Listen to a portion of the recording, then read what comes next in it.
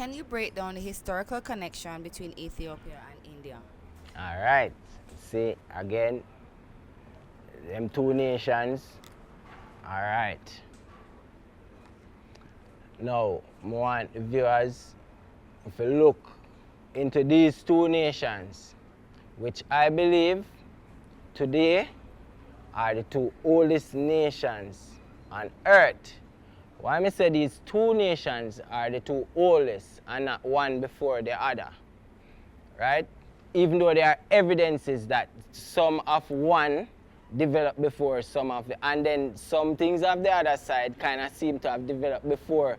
So it's still a kind of a quandary. But in that, scholars, all of the history and Pan-Africanists, all of these people, right?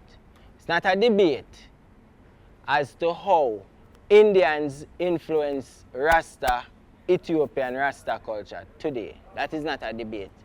That is easily identified, readily available. What we are talking about more now is the connection between ancient Ethiopia as being so old, right? The topaz in Ethiopia, mentioned even in the Bible, the topaz. All right, so India, Ethiopia, Kush, one region. You have Indo Kush and you have Kush where go down to Aksum, back into Ethiopia. Now, there's a civilization we start in that area, which there's a earth, there's a life start in the Kush region. We know that. Even in Ethiopia, them have the oldest of the oldest fossils, right? So that kind of put that spectacle into perspective, you know, where you know, that place in time. So you have, though, Ethiopia developed empires before India.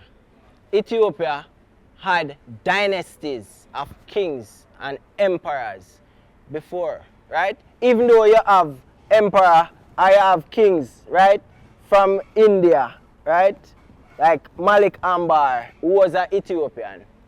And them say Ethiopian kings used to rule India, but it's not based on them riding going into India or conquer India. That was never a part of history. I could just rule that out. There's no blackwashing of history right here. We are get straight to it, right? This was enslaved.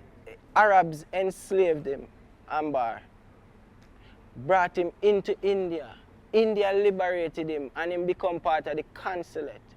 Him become part of the sultanate and become part of the highest governance in India. But before that, you have civilization like Harappan civilization where predate Egypt, because Egypt a baby in the argument. Egypt not Egypt. Ethiopia flowed down the Nile to Egypt, got develop Egypt. Egypt and Greece and all of these people now in it. Now why I say these two civilizations run concurrent is because the region, the Kush region is the region where account for the oldest civilizations. Now in that context, Ethiopia started developing these kings and dynasties before the Gupta dynasty, all of these in India, right? So there's evidence of that because even in Mohenjo-daro, in that city, Mohenjo-daro, in an ancient Harappan civilization, right?